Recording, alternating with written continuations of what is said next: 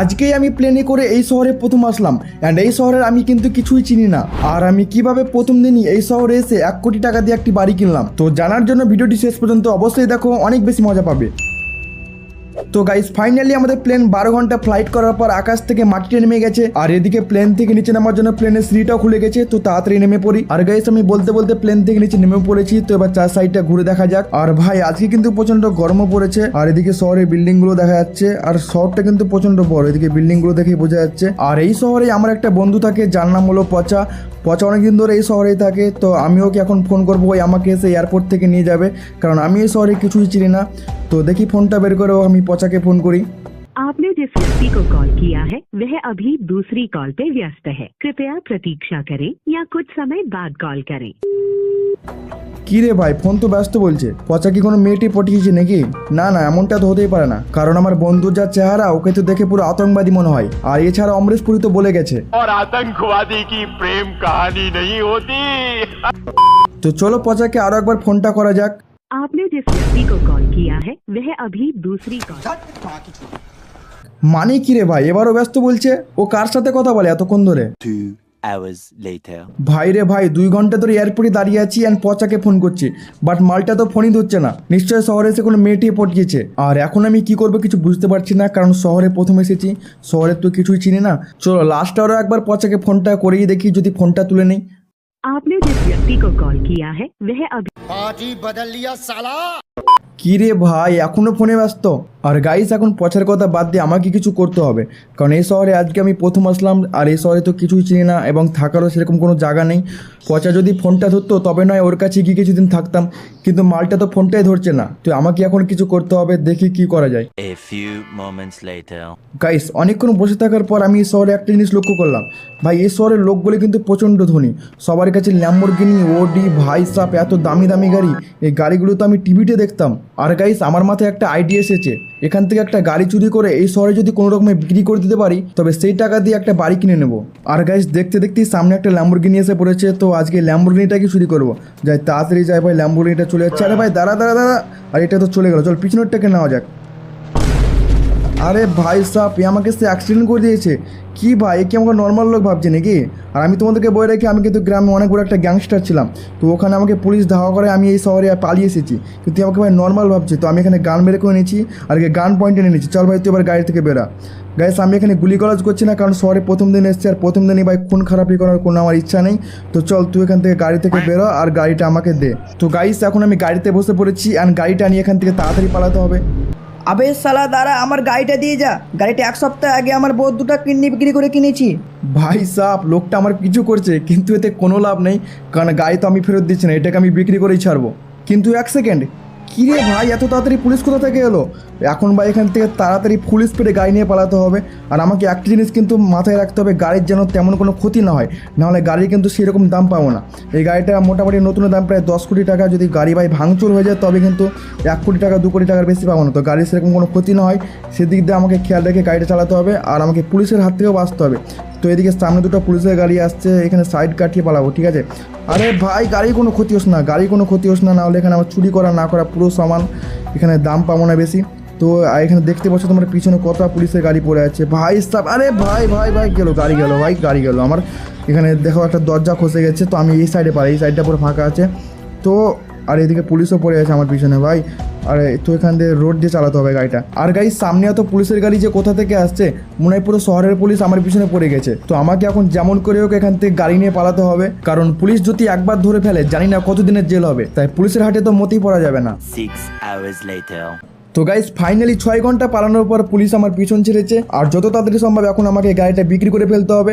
তার আগে গাড়ির অবস্থাটা তোমাদের একবার দেখিয়ে দিই। এই হলো গাড়ির অবস্থা, সাইডের গেটটা তো ভেঙে গেছে, অ্যান্ড সামনের দিকটাও ভেঙে গেছে, আর সামনের কাঁচগুলো মনে হয় ভেঙে গেছে, আর এই সাইডের গেটটাও নেই। তো এখন এই গাড়িটা বিক্রি করলে জানি না ক টাকা পাবো। তো চলো তাড়াতাড়ি ম্যাপটা ওপেন করে শোরুমের লোকেশনটা দেখে নিই, অ্যান্ড গাড়িটা বিক্রি করা যাক। আর ফোনটা বের করে শোরুমের লোকেশনটা দেখে নিলাম, শোরুমটা কাছে আছে। তো চলো শোরুম যাওয়া যাক। এবং গাইস প্রথম কথা এই গাড়িটার নতুনের দাম কিন্তু 10 থেকে 15 কোটি টাকা। তো গাড়িটা কিন্তু কিছুটা ক্ষতি হয়েছে, যেমন দু সাইডের দরজা নেই আর সামনের দিকটা কিছুটা ভেঙে গেছে।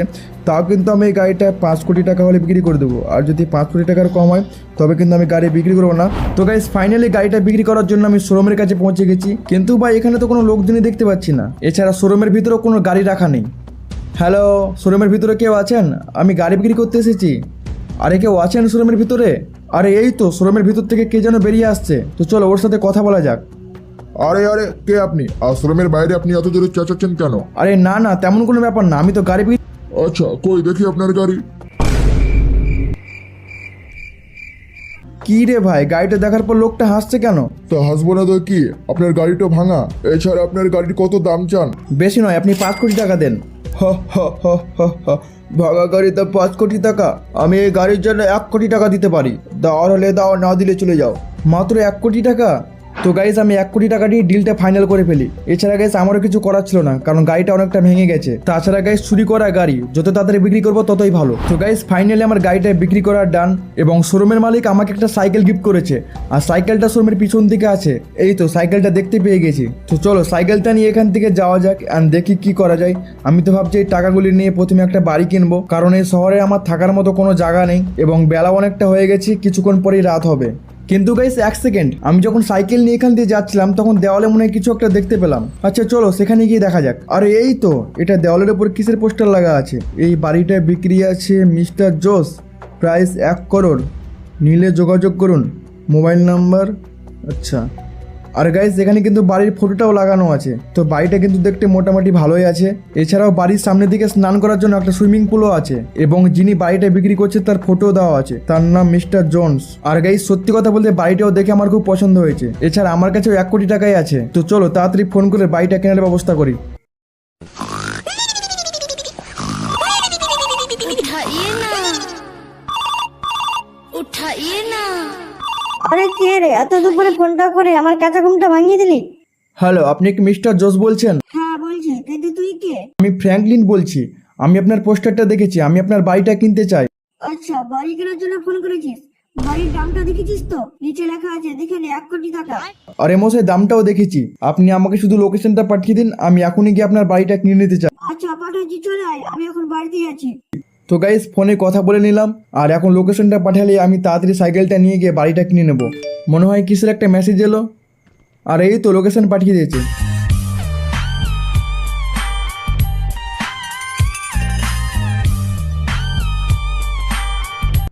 যাই, এবার তাড়াতাড়ি সাইকেলটা নিয়ে সেখানে যাই, না হলে আমার আগে যদি সেখানে কেউ পৌঁছে যায় তাহলে বাড়িটা আমি নাও পেতে পারি। তো চলো বাড়ির কাছে গিয়ে তোমাদের সাথে কথা হচ্ছে।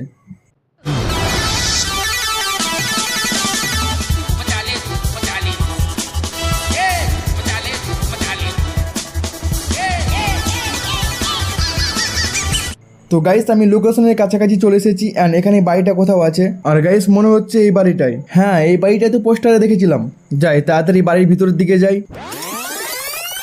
ভাই সাহ, বাড়িটা দেখছো তোমরা কত বড়, আর ফটোর থেকে অরিজিনালি দেখতে অনেক ভালো লাগছে। আর এখানে সুইমিং পুলও আছে, যেমনটা ফটোতে দেখেছিলাম। তো যাই তাড়াতাড়ি গিয়ে মালিককে ডাকি। মিস্টার জোস, আপনি বাড়িতে আছেন? আমি চলে এসেছি। মিস্টার জোস, আরে এই তো ভিতর থেকে মিস্টার জোস বেরিয়ে আসছেন। আমি প্রথমে আপনার বাড়ির ভিতরটা দেখতে চাই, তারপর কিনবো। চল ঠিক আছে, ভিতরে গিয়ে তাড়াতাড়ি দেখে নে। তো গাইস আমি বাড়ির ভিতরে ঢুকে পড়েছি, অ্যান্ড ঢুকেই দেখি এখানে টেবিল আর সোফা আছে। এছাড়া ভিতরে ঢুকতে দেখি এখানে আছে কম্পিউটার অ্যান্ড ফ্যান, এসি, আর এখানে বেডশিটও আছে, কোনো প্রবলেম নেই। তো একবার ওপর তলাটা দেখা যাক ওপর তলায় কি আছে। তো আমি সিঁড়িতে উপরে উঠে পড়ি।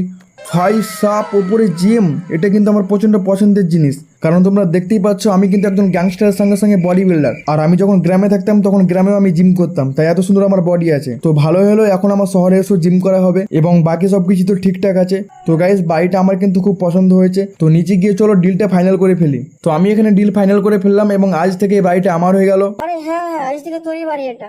তো চলো গাইস এখন ভিতরে গিয়ে একটু রেস্ট নেই, আমি অনেকটা ক্লান্ত হয়ে পড়েছি। আর তোমরা যারা যারা ভিডিওটি শেষ পর্যন্ত দেখলে, ভিডিওটি ভালো লাগলে প্লিজ একটা লাইক করে দাও, আর নতুন চ্যানেল এইরকম ধামাকাদার আরো ভিডিওর জন্য চ্যানেলটা সাবস্ক্রাইব করে দাও, যাতে পরে এরকম ধামাকাদার ভিডিও আর মিস না হয়। এছাড়া ভিডিওটা কেমন লাগলো এবং ভিডিওর কোন পার্টটা সবচেয়ে বেশি সেরা লেগেছে সেটা কমেন্টে জানাতে ভুলবে না। তো দেখা হচ্ছে পরের একটা ধামাকাদার ভিডিও নিয়ে। Bye guys.